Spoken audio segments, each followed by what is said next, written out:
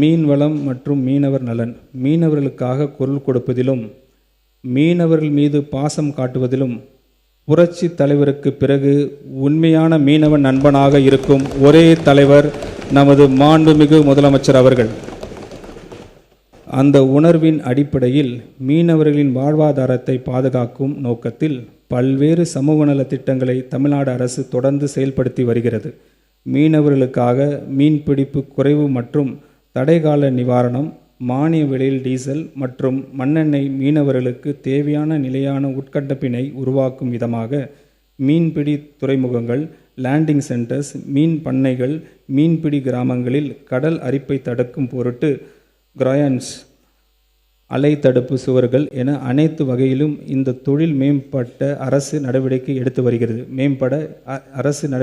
வருகிறது. பாரம்பரிய மீன்பிடி தொழிலில் ஈடுபட்டுள்ள மீனவர்களுக்கு மாநில அரசு ஒரு குடும்பத்திற்கு 6000 ரூபாய் என்ற அளவில் பணி இல்லாத காலம் மீன்பிடி உதவித்தொகையாக வழங்கி வருகிறது.